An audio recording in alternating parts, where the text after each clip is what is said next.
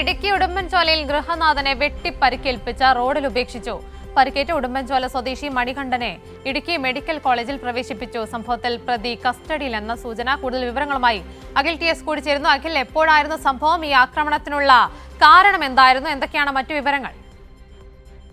ഇന്നലെ രാത്രിയോടുകൂടിയാണ് ഈ സംഭവം നടക്കുന്നത്. ഇന്നലെ രാത്രി പുറത്തു പോയിട്ട് തിരിച്ചു വരുന്ന വഴിക്ക് ഈ ഉടുമ്പൻചോല സ്വദേശിയായിട്ടുള്ള മണികണ്ഠൻ ഓടിച്ചുകൊണ്ട് വന്ന ജീപ്പ് 3 പേർ ചേർന്ന് തടഞ്ഞു നിർത്തുകയും മണികണ്ഠനെ ആക്രമിക്കുകയുമായിരുന്നു. മണികണ്ഠനെ വെട്ടി പരിക്കേൽപ്പിച്ച ശേഷം മണികണ്ഠനെ ജീപ്പിനുള്ളിൽ തന്നെ ഉപേക്ഷിച്ച് ജീപ്പ് തള്ളി ഒക്കെയുള്ള ഒരു ഭാഗത്തേക്ക് തള്ളിവിടുന്നു. മരത്തിൽ തങ്ങി വാഹനം നിന്നതിനാൽ അതൊരു വലിയ അപകടം ഒഴിവായി.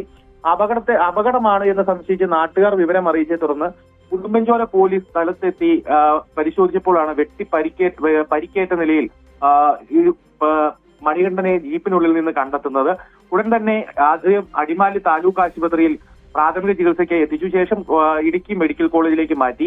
നിലവിൽ പ്രതികളായ 3 പേരിൽ ഒരാൾ കസ്റ്റഡിയിലുണ്ട് എന്നാണ് നമുക്ക് ലഭിക്കുന്ന പ്രാഥമികമായ വിവരം. നിലവിൽ ഈ ആക്രമണത്തിന്റെ കാരണം എന്താണ് എന്ന് വ്യക്തമായിട്ടില്ല. മണികണ്ഠൻ പോലീസിന് നൽകുന്ന മൊഴി അനുസരിച്ച് അയൽവാസിയായ ഒരാളുടെ നേതൃത്വത്തിലാണ് ഇത്തരത്തിലൊരു ആക്രമണം നടന്നത് എന്നാണ് മണികണ്ഠൻ പോലീസിന് നൽകിയിരിക്കുന്ന മൊഴി. എന്തായാലും വരും മണിക്കൂറുകളിൽ കൂടുതൽ വിവരങ്ങൾ ലഭ്യമാകുമെന്നാണ് പ്രതീക്ഷ.